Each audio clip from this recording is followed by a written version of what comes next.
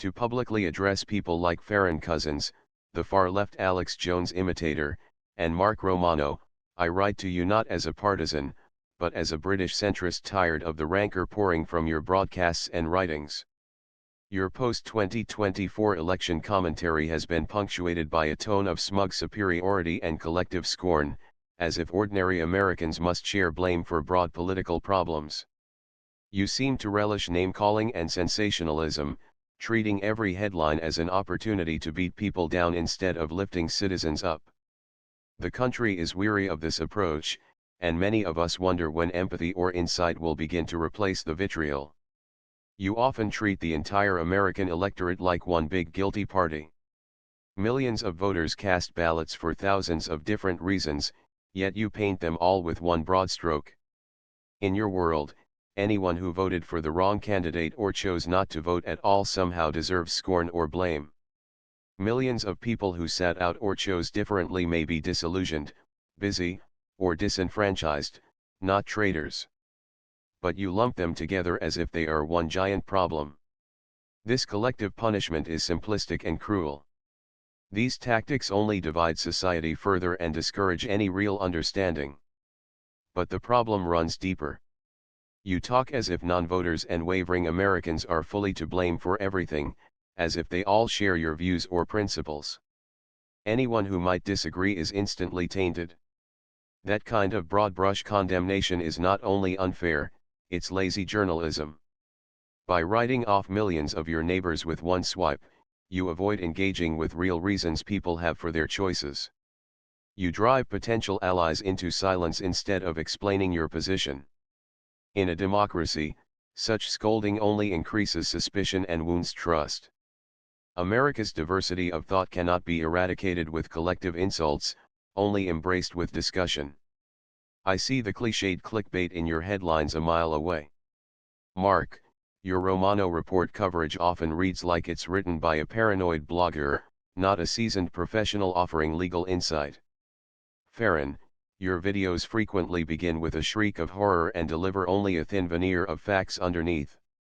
Together, you trade in dramatic overstatement, words like outrage, collapse, exposed, and destroyed fly off your tongues like carnival rhetoric, all to snag views and clicks. Viewers tune in for insight, not theatrics. Instead, they feel manipulated rather than informed. This style insults their intelligence and erodes trust. Instead of calmly analyzing events, you hand out panic by the spoonful. People come looking for understanding, and your sensationalism only confirms their fear that media now cares more about likes than facts. It's no wonder your credibility suffers. When every topic is a crisis, nothing feels real. You present yourselves as progressive truth-sayers, the moral high ground from which all others must be judged. Yet when anyone respectfully disagrees or points out a flaw in your narrative, you dismiss them as trolls or stooges. You ignore reasonable feedback and answer tough questions with contempt and condescension. If someone offers counter-evidence or simply a different perspective, you treat it as a personal insult instead of engaging in dialogue. You preach transparency and honesty, but you apply none of it to yourselves. Demanding accountability from others while giving none in your own commentary is the height of hypocrisy. Those on the left who hoped you would build bridges see the gap widening instead. You act entitled to ratchet up outrage, yet you won't tolerate a moment of pushback. A genuine discussion requires listening, but you seem deaf to anything that doesn't echo your own echo chamber. By refusing to acknowledge any nuance or admit any mistake, you lose the respect of everyone who expected a serious conversation. It's jarring to see you scold others for what you do yourselves, using outrage instead of evidence, punishing questions instead of answering them. That is not the noble praxis of journalism, it's the tantrum of petulant analysts.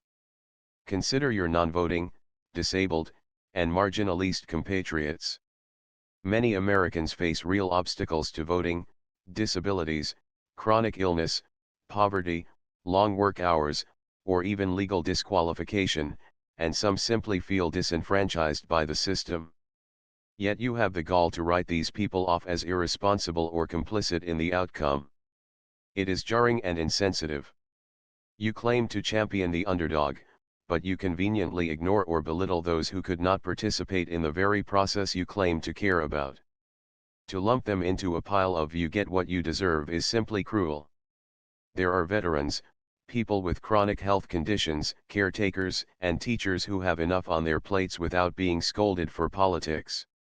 If you truly cared about justice, you would acknowledge these struggles instead of sneering at them.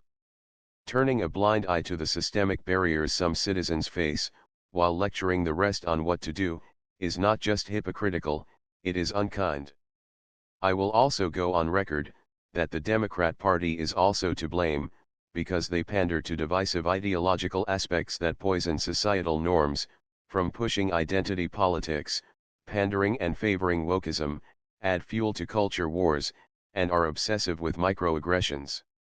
What I can't stand is that people like you, being cogs in the machine of the Democrat Party, are never critical of the party you go for, unlike the Republicans, and even if you do, you very seldom do it. You people need to get out of your bubble and look at the vital aspects of both parties in full with objectivity, and to not overlook crucial nuances within society and governmental aspects. The world is not as black and white as you think it is. Romano and Farron. The Democrats, during the 2024 election campaign, at the time when no party has ever won yet, they threw parties and acted as if they had taken the victory, when that has not happened yet. America is not a stupid country, but if you really want to label a party a stupid party in terms of the people in charge, the Democrat Party are not just hypocritical and arrogant, but they are also downright idiotic, and doesn't have any ounce of sensibility at all. While I can say the same for the mega GOP, but to a worse extent, the Democrat Party in terms of its leadership, is no better either. The problem is not the people as you proclaim, it is the system, the media, the educational system, because the end result with civics as a field being left in the rear-view mirror, that caused so many societal problems as a result, the mega supporters specifically, as well as the foundation of democracy. Democracy is a failure, so what I am going to share to you, may be triggering and upsetting, but it is the truth, and that democracy is a very bad idea in accordance to the famous Greek philosopher named Plato, and the ship analogy he makes is inarguable. Imagine a vessel at sea. The owner is strong, but hard of hearing and short-sighted, that's most of the public. The sailors, that's the politicians, all fight for control of the helm. None of them have actually studied navigation, but they shout the loudest, promise the most, and manipulate the owner into letting them steer. Meanwhile, the real navigator, the philosopher, the one trained to read the stars and currents, is ignored, mocked, or thrown overboard. Plato's point was simple: democracy, far too often than not, puts the will in the hands of the most persuasive, not the most competent. The crowd chooses charm over skill, and then that's how disaster strikes with the boat, being the democracy, crashes and sinks. That's why it needs to be replaced with a better system other than either autocracy or democracy, whether that would be a technocratic constitutional democracy, or a civic republican meritocracy, though what they are and how they can be implemented, will be for another time here. I admit, some of your comments brush up against valid frustration, the sense that democracy is under threat, the anger at corruption and lies. These feelings are understandable. But you squander them by morphing that frustration into constant scorn. Instead of helping Americans solve problems, you drive many away with non-stop finger-wagging and pointing. That is not being a leader, that is being a mini-tyrant and a bully. Imagine if you took a different approach, sparking dialogue rather than slamming your gavel of judgment on every dissenting voice. A responsible commentator would unite thoughtful people from different backgrounds with constructive criticism, rather than push them into an echo chamber. You miss the chance to lead thoughtful change by focusing on attacks. Instead of expanding your influence, you have ended up preaching to a narrower choir. Your potential as sharp-minded voices is wasted when your style pushes people into defensive corners. Good journalism should do something powerful: inform and guide citizens, not merely incite or demoralize them. A responsible journalist should explain complex issues clearly, rather than oversimplify or sensationalize every detail. Engage respectfully with different opinions, rather than shutting down critics with insults. Highlight context and nuance, acknowledging that problems rarely have a single cause or solution. Show empathy for all productive communities, including those who struggle to vote, rather than dismiss them. Encourage constructive dialogue, rather than fanning the flames of anger for clicks. Citizens deserve honest analysis and compassion. People should walk away feeling more informed and motivated to participate, not demeaned or hopeless. So I implore you, curb the sloganeering and stop treating voters like scapegoats and abandon partisanship. Think of the listeners and readers tuning in seeking truth, clarity, maybe even a dose of hope. Start speaking like actual journalists again, publicly apologize to all those you wrongly crowded over, and stop being so-called champions of your own outrage. Listen more, assume less.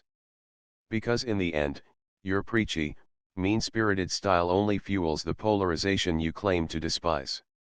It pushes moderate Americans further to the sidelines. People deserve analysis and empathy, not knee-jerk insults and lectures. It may not be sensational or viral, but it's time for true dialogue. When confronted with sharp yet legitimate criticism, a public figure's response often reveals more about their integrity than their initial commentary. Such was the case when I privately reached out to Mark Romano of the Romano Report, confronting him about his divisive rhetoric and his use of collective blame against the American public. In addition to this private exchange, I also engaged with his audience in the comments, and published my critiques in this very Substack opinion piece. Rather than respond with openness or a willingness to defend his views, Romano's reaction was simple: he blocked me. This action, though seemingly minor in the age of social media, is profoundly revealing. Romano has no issue lambasting so many millions of Americans collectively, dismissing voters and non-voters alike as the root of the problem. Yet, when directly confronted with detailed moral and logical counterpoints, he retreats. He demonstrates the classic trait of the demagogue, capable of dishing out sweeping condemnation, but utterly incapable of standing in the heat of intellectual scrutiny.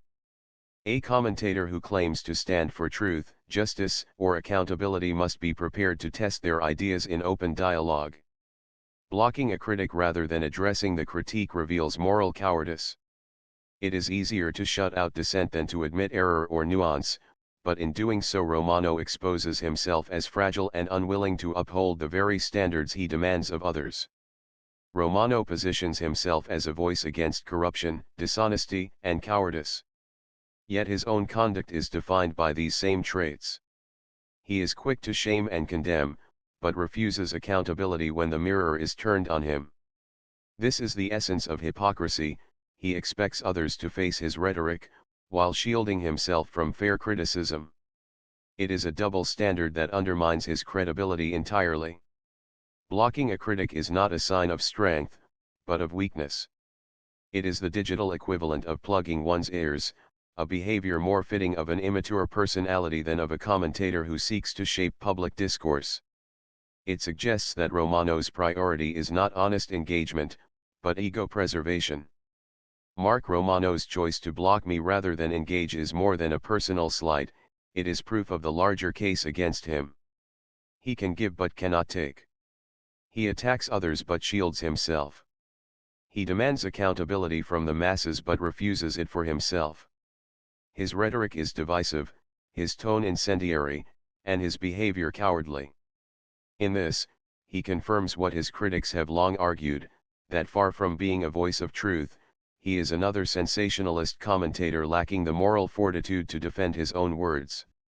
You should be ashamed of yourself, and just let those who are more productive take the mantle. Because all you are doing, is further deepening divisions rather than putting differences aside and use your voices to unite and heal. This is toxic holy grenade, out.